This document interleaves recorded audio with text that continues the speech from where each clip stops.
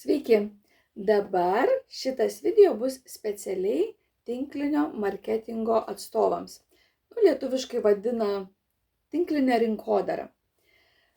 Tos kompanijos, kurios nemoka pardavėjams 20%, tai jos tiesiog subirės, nes už pardavimus būtina mokėti 20%, todėl kad žmogus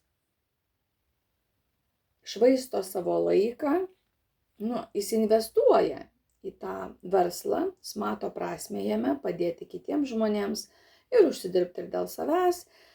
Ir geri produktai dažniausiai būna tinkliniuose marketinguose.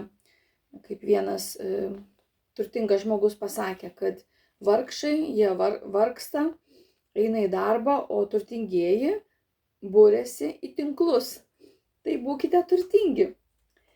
Tinklinis marketingas tikrai gali duoti didelę galimybę praplėsti savo gyvenimą, padėti daugiau žmonių gyventi geriau ir naudoti geresnius produktus. Viena iš galimybių.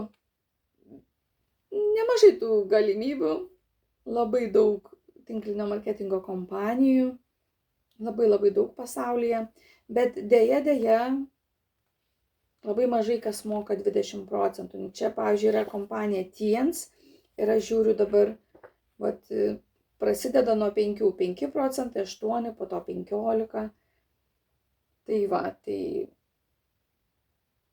20% prasideda tik tai nuo Gold.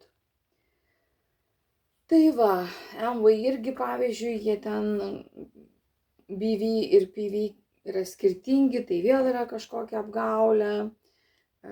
Buvau netgi ir domėjausi Monatų, labai daug tų produktų buvau prisipirkus.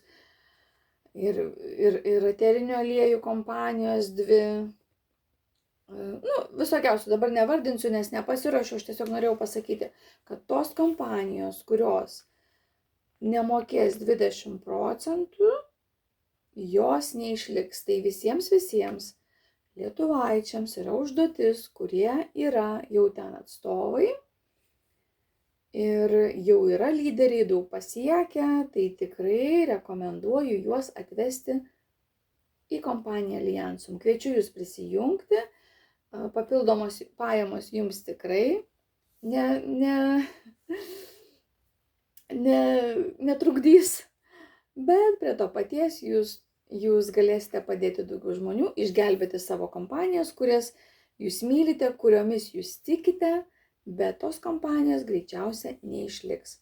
Tiens yra puikia kompanija, yra ten daug tikrai gerų produktų. Ir Amway man patinka, man labai patiko, aš dėka Jėgerių sistemos aš išlaikiau savo saloną, nes aš išmokau labai daug visokiausių dalykų tam, kad versle ir santykių su žmonėmis statyme daugiau suprasti žmonės.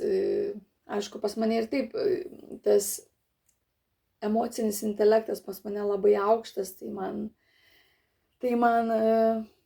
bet aš nebuvau tokia iš pradžių, man labai lengva su žmonėmis, aš juos suprantu, aš juos jaučiu, aš juos taip myliu, kad aš juos jaučiu ir labai greitai suprantu, ko jiems reikia.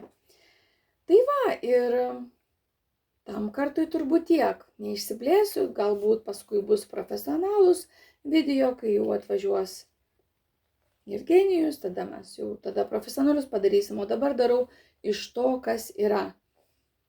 Be jokių galimybių, be jokių iš to, kas yra, kaip galiu, iš paskutinių jėgų ir iš visos širdies.